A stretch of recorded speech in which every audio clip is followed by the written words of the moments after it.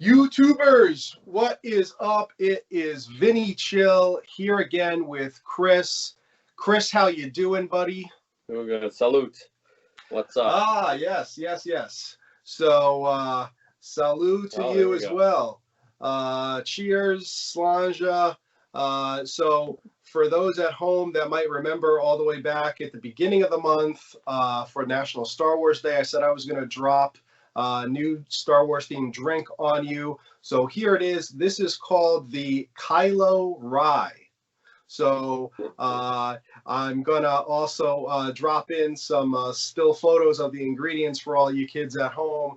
But in this, we've got some lime flavored seltzer. We've got an actual lime, of course. Then we've got some real lime juice. And last but not least, we've got some rye whiskey. Now, any old rye whiskey will do. I prefer Knob Creek rye, so that's what's in this. So again, cheers, Chris. Goes down pretty smooth. Nice. The Kylo Rye. Did you come up with the name, or you? I did not. It's sort of out there on the internet. Same with the Hulk Smash drink. Like I can't take credit for that title either. But yeah, I don't know. I just find these drinks, think they're fun to make. So yeah, I'll do another one soon. Maybe as a separate little nugget of wisdom. But all right, we're gonna get started now. For this episode, we are trying to get one in again right before the end of May. So happy early Memorial Day weekend to all of you YouTubers out there and around the world. Hopefully you have a nice weekend ahead of you wherever you are. And of course, thanks to all of our troops for keeping us safe, and we salute your service to allow us to enjoy the weekends that we're able to have, because you're out there on the front lines doing the work that we don't do. So appreciate the hell out of you for all that service. Well, for this episode, Chris, I think we're going to talk a bit about, there's rumors circulating that we're getting close to a bubble, and it might burst, a market bubble, a comic market bubble. Is it going to burst? Is it going to plateau? Should I invest more heavily? Should I be selling my collections? Should I just be sitting on the sideline and wait it out? So we know that some other channels out there have talked about this. We also wanted to weigh in with our 2 cents and give you some of our thoughts on the matter. So after we wrap up this, I think we're going to take a little bit of a hiatus. We've got a couple of episodes in the hopper that we previously filmed, some haul video stuff from earlier this quarter. So going to drop those on you guys and then come back and do some more live filming more towards the early to mid-June. But also, before we get started, one more big announcement. Of course, wanted to tell you guys again, we've got Silver City Con now less than 2 months away. Silver City Con, Sunday, July 18th. Tell all your friends. There it is. There you go. Might see your local shop. Come on down. We've got 25 tables sold out. We've got about a dozen or so vendors. So obviously a lot of the vendors have multiple tables. We've got collectibles, we've got gaming, and we've got comics, and more comics. And as of just earlier this week, if you saw the Facebook page, we are thrilled to announce that we are going to have a food truck on site. So get in there early, shop, go outside, fill up your stomachs, head on back in, spend some more money on a full stomach. It's going to be some great food. Craft Witch food truck here in Connecticut. They're one of the best. They've got some good old-fashioned American hunger comfort food. So think we're gonna be in good hands with them feeding us that day. So yeah, I think that's all for announcements. Chris, you want to start us off on this episode?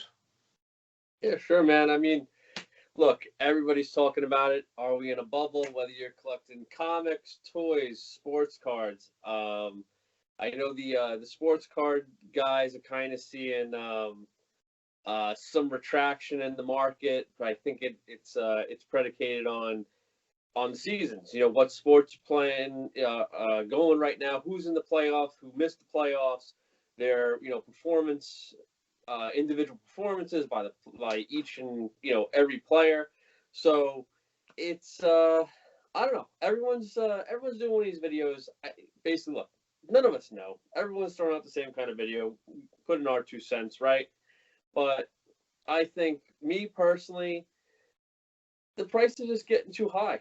I mean, I just don't have that kind of cash all the time, to go spend on some of these books. There's books that I'm glad I have, and there's books that they're just out of reach now. So we'll see what happens as far as, like what the market will bear. I mean, that's, we've seen it, it's like kind of the Hulk 180 versus 181. Like, the market's going to decide what's going to happen.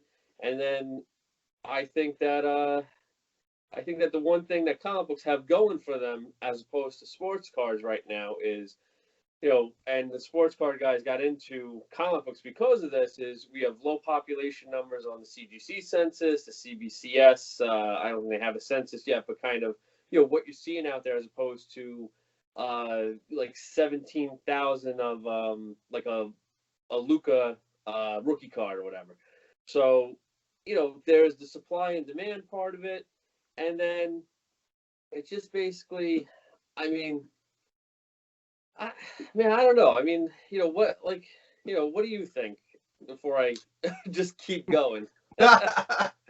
I mean, I've read some of the chatter on the interwebs. I tend to fall in the category or the camp where I don't really see this being a huge pullback.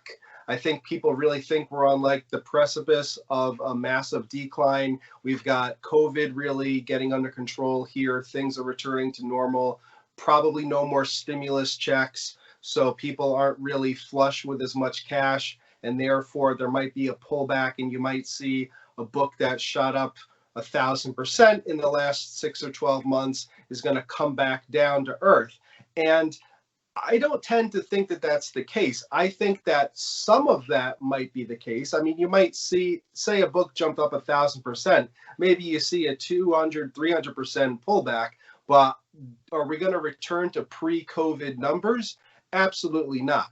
I just don't think that that's the case. And I think that part of it is because the market demand is so strong. But something that you had mentioned, prior to this recording, is that I think some of these books, like the Ninja Turtles that we covered in another recent episode, some of these genres or series or characters, they have been lagging behind for any number of reasons. And now in the last 12 months, they are finally catching up to where they probably should have been beforehand. So if you see a huge jump in the Ninja Turtles books, those are probably going to stay blue chip stocks, blue chip comic books from here on out. Now, are they going to skyrocket and be the next Hulk 181? No. But some of these books, like a couple I mentioned that I have that went from like $5 to $200 in the last year, I don't think they're going to go back below 150. I think they're in the triple digits to stay and probably going to keep going up. Well, I mean, you throw out a term blue chip. I mean, 181 is considered a blue chip comic. I mean, but it's probably not really in the realm of Ninja Turtles #1. I mean, that book's on another level. I mean, that's beyond blue chip. What, they only printed 3,000 of them.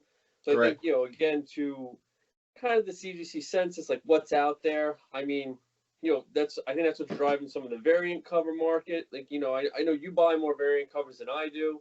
But it's just, I mean, you can't ignore like some of these limited edition books that people love. I know we were going. Well, now it's 2 years ago or 3 years ago, going after the gold and silver Spawn 300s at New York Comic Con, and they've kind of held their value. They haven't gone.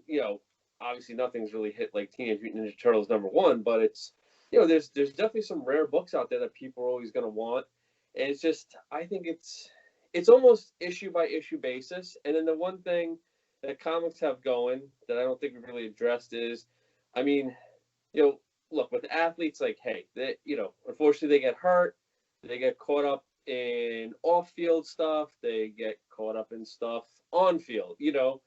Comic books, I mean, the actors can do something stupid, but they can be recast, things like that. They're a little more universal. So I think they're kind of insulated from some of those market swings as to who's having a good year, a bad year, things like that, and also kind of geography. Whereas I mean, you and I collect a bunch of sports memorabilia and stuff like that. It's like, look, I mean, you're a horrible Red Sox fan, and I'm a Yankee fan.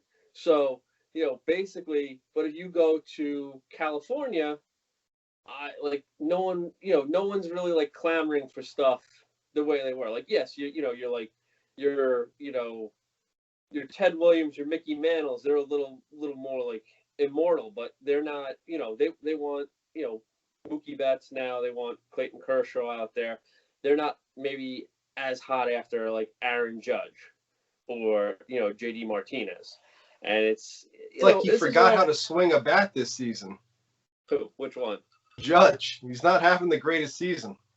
He was on fire for like a week, and yeah, I'm just talking overall so far. Yeah. But anyway, yeah. Whatever. I mean, JD was stealing signs, I think. I don't know. I'm just saying, you guys cheat a lot. So, yeah.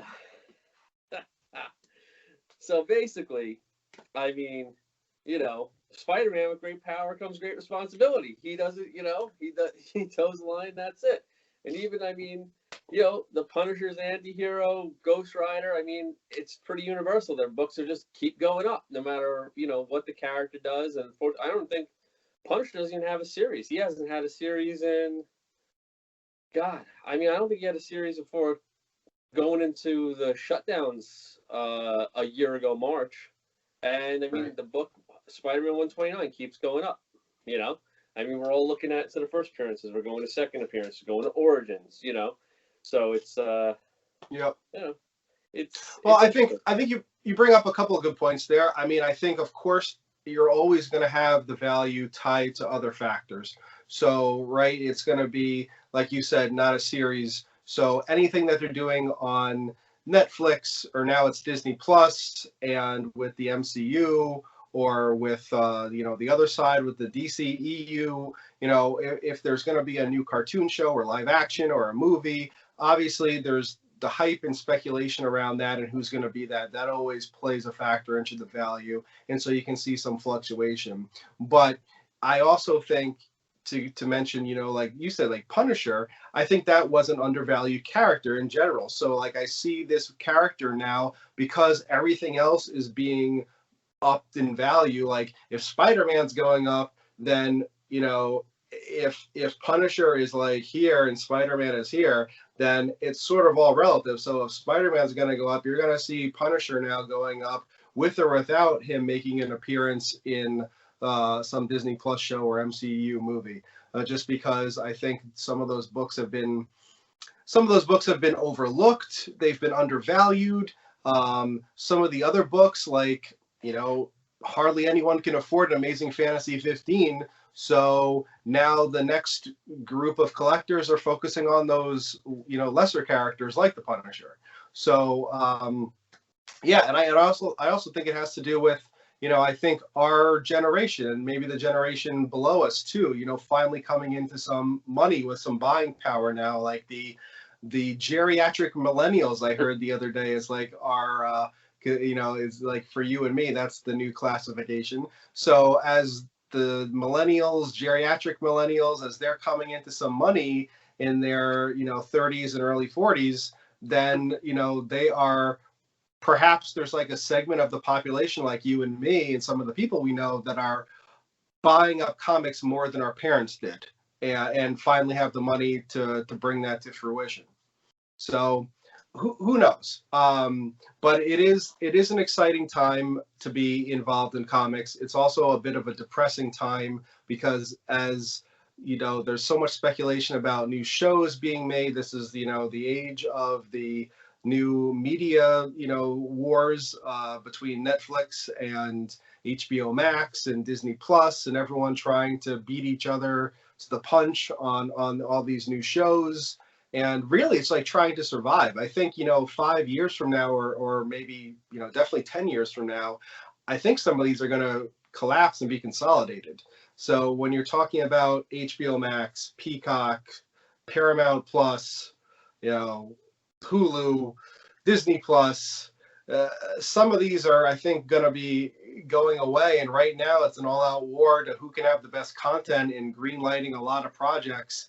And comics are hot. Superheroes and supervillains are hot. So they're hot commodities, and people are buying up the intellectual property and at least taking a chance on, green lighting a 6-episode series to see if it has legs. So I think it's exciting, but at the same time, you're seeing this wild fluctuation in market prices based on all of this speculation and all these flashes in the pan some are turning out to be. Yeah, I mean, the thing is, we're getting a lot of good content, and it was kind of when the whole shutdown started with COVID. I mean, it kind of put it to rest that, I mean, comic books started to spike. No matter, there was nothing coming out. Everything got put on hold. There was no casting news, no anything. So it kind of put it to rest that it's based solely on just what's coming out.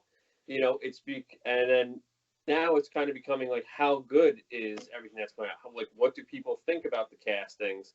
But it's still not the end all be all. I mean, even if I'm sure some books are coming down, like somewhere, because you just can't. I mean, not every book can be hot, and essentially, we see with the Star Wars books, like the only thing that came out pretty much for the whole year was The Mandalorian, and I think that really helped Star Wars books go insane. I mean, I would have to think. I mean, that really drove the what was it, Clone Wars #1 price. Right. But it was excellent. I think people were starved. So I mean, in general, Star Wars, the fans haven't been happy with the product, I think, in better part of a decade. So, maybe even longer. So The Mandalorian is a bright spot, and those Star Wars books really popped. And we're going to see when we get back into shows, how many of those Dark Horse books are out there. Like, I know I bought a First Thrawn. We had it up somewhere. I know you have one. I mean, I really enjoyed Rebels. I had time to go back and watch Rebels, which is an excellent show. And so I just started picking kind of first appearance for that, and it's just, all right, the Ahsoka book took off. Can't swing it. I went for the villain, went for Thrawn. Awesome cover. Little Mara Jade spec in there. That's why it's kind of issue by issue, but I mean, the media is driving it, and we'll see. I mean, to your point, where you have everyone's cutting the cord to save kind of money, but all these streaming services are ending up costing you just as much if you want the same content as you had with your cable provider. And it's Right. just between that, people are now getting back into an office, so they're having to get the subway ride, get the bus ride, put gas in their car. Gas is high, all these kind of things.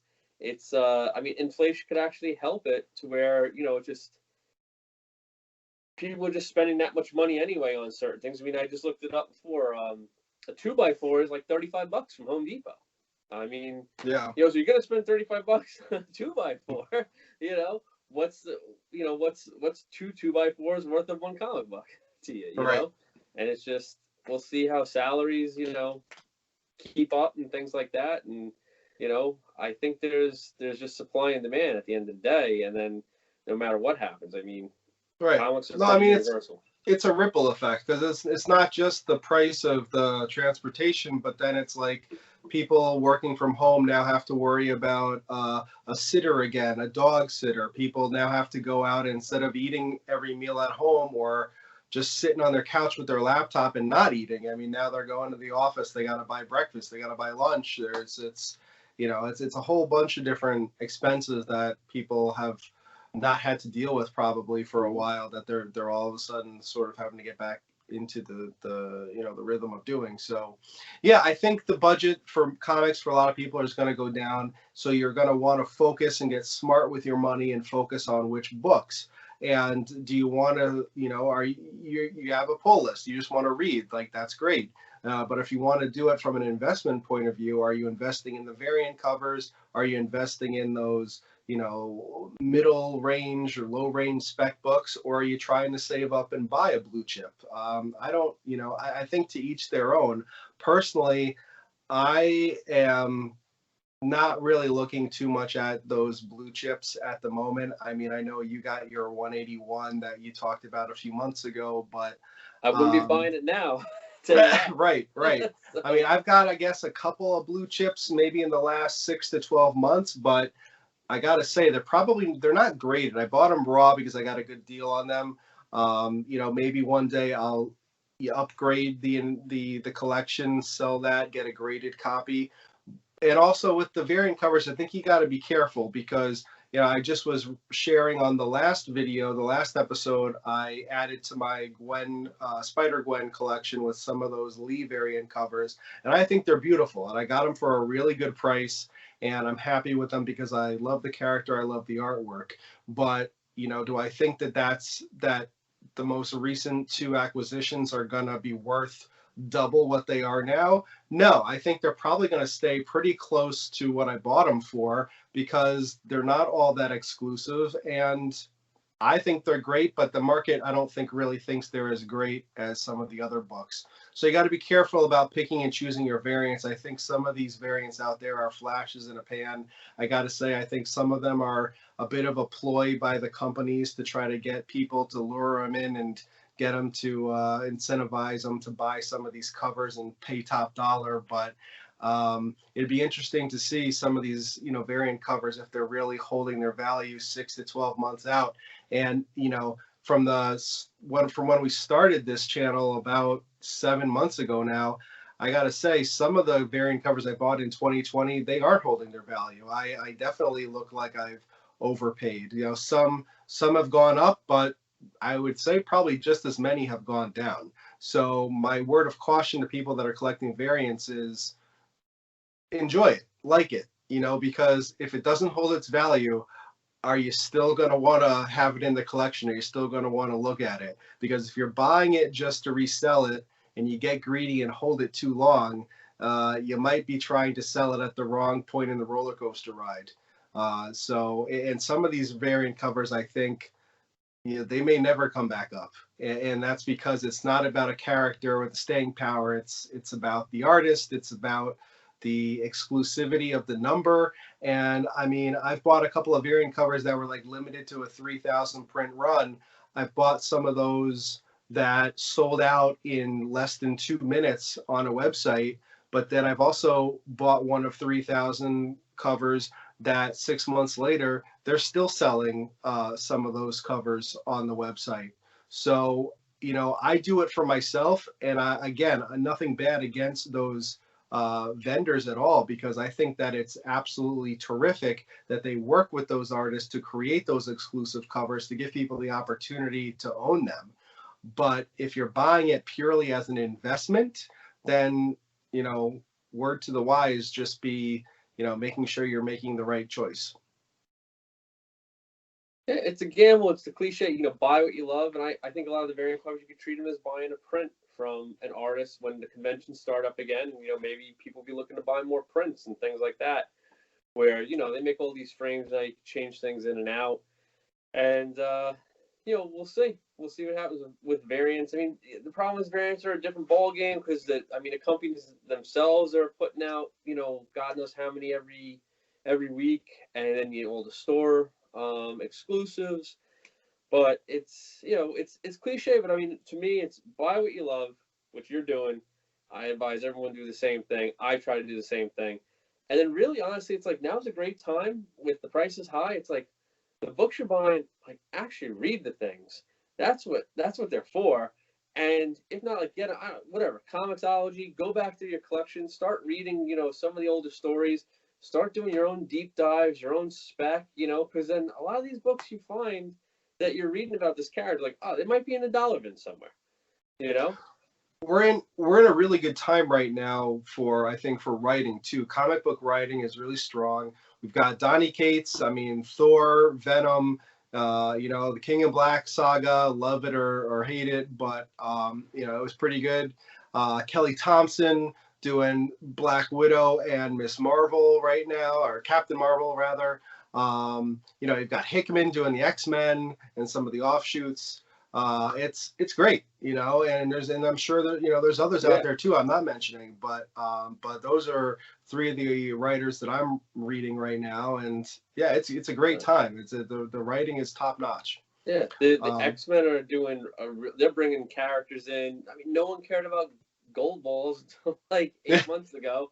I mean, he was kind of a throwaway character. Now it's like, he's kind of an integral part of the X-Men universe. I mean, Ninja Turtles, Jennico is, I want to say a throwaway character, but, she's definitely more obviously at the forefront now. And, just they tied in with all the Ronin books. I mean, there's that's on my pull list. I'm definitely liking that. Yeah, absolutely. Yep. Yeah, that's not even talking about the indies, which I can't pick an indie to save my life, as far as value. But I mean, something that's killing the children. What was it? We only find them when they're dead. All these stories are great. I'm really enjoying them. As usual, you present me with the optimal opportunity to segue into another topic, because I am going to drop on you. I gave you fair warning. I'm going to drop on you a new segment. I'm introducing it here tonight, and we're at the 26-ish minute mark. So hopefully people out there are still watching. But if not, I will drop another one of these soon. So stay tuned. But right now, for the first time, I'd like to introduce a new segment that I like to call Vinny Chill's Chill or Thrill.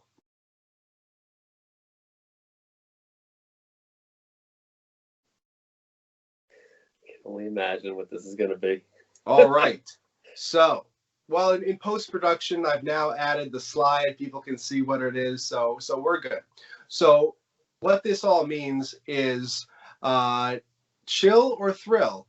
Basically, is it something that's chilled and cooled off, or is it something that's thrilling and heating up? So going to talk a little bit about different things. I'm going to do one book here tonight, but the standalone episode, my little nugget of wisdom I'm going to shoot pretty soon, is tied to an indie series I'm reading called Radiant Black. So they just dropped last week, I believe, was issue 4. And it turned the entire series completely on its head. I won't give away the spoiler, but it is a major spoiler. I mean, major event. Huge. Completely changes the course of the entire comic. And I don't know. Even the editor at the end was saying, like, this isn't a bait and switch. We've had this plan from the beginning, so hopefully you guys stick with us. I don't know. I'm going to talk about that more in another episode, because I don't know about that. Like, I'm interested to see what happens in issue 5 in this indie series, because things are totally different now after issue 4. But for the first initial part of this series, I want to talk to you about a book I just bought at the comic swap last week, Justice League Dark, issue number 1. So, Chris, we've got rumors circulating for many months now. We've got a series coming to HBO Max produced by J.J. Abrams, very popular. Love him or hate him, depending on, what he's done with indie films and Star Trek and Star Wars. But what do you think? Do you think that this is on the chill side or on the thrill side? I would say chill side. I'm a big Justice League Dark fan. I'm looking at that issue as well. I don't have it, but I mean, I'm watching a lot of those characters books, and I mean, I have my picks like Hawkman number 4, the Zatanna book, through the roof, kind of out of. Wait, so you're saying you said it was chill? I think that book you showed is chill right now. Okay. But I mean, I think it's a good time to get. That's the other thing with everyone as we're talking about spec and economics and a bunch of other shit we don't know about. But basically, I mean, people I know that are seem to know what they're talking about with the stock market. Generally, if you have to have that mentality of if the building's burning, you're the one running in. So if things are going down, you're the one that's buying. I would buy Justice League Dark #1. I think it's probably undervalued at this point. I think some of the other books have spiked, like Hawkman #4, the first Swamp Thing, Tales of Suspense, House of Mystery, was it 94? Like that's through the roof. But I do like Swamp Thing 1 through 3. The first Alec Holland Swamp Thing. I think there's definitely books to be found. Black Orchid. There's definitely books to spec on there. I think, yes, the franchise will come up, but I mean, I think they announced the Zatanna movie by itself is where the heat really came for Zatanna. I think a lot of that HBO Max DC stuff has kind of been people are still trying to figure out what they're doing with the Snyder Cut, and are they going to follow through with what seems like the fans really liked? Well, I think the upcoming, assuming it's approved, I think the upcoming merger between AT&T spinning off Warner Brothers and merging it with Discovery is going to be a game changer, because anything that AT&T was calling the shots on as the parent of Warner could go out the window now. And I guess they're still going to own a major stake in it, but Discovery could have its own plans, and maybe they will resurrect the Snyderverse, and who knows the direction that DC could go in. I mean, it's the fun part, but this is like I'm reading Justice League Dark, the newer series, everything's well, that's like the perfect intersection of comics and the stock market right there. That is but no, I think it's a good series. I don't really read it, but I saw this book sitting there at a price that was too good to pass up, so I got it. But yeah, I don't know. I would I hear what you're saying. So okay, so your official stance is chill. I think as general Justice League Dark, I say buy now. I think it's got room to grow. There's a few characters that hit, but well then maybe it should be thrill, because it's a good time to buy it. So it's I don't know. I don't know. We got to sort this out, because I mean I'm sure I'll be doing a lot of research for you, and you can present whatever you'd like. But so all right. You got anything else? No, I think we've rambled enough. All right. Well, yeah, we are past the half-hour mark, so for anyone out there who's still watching, kudos to you. Thanks, Mom. All right. Well, again, everyone, all those military men and women out there, thank you for your service. Everyone enjoy your Memorial Day weekend, and we will be back soon with some new episodes. The next 2 episodes will be previously recorded, some haul videos for you. But until next time, stay safe, stay nerdy.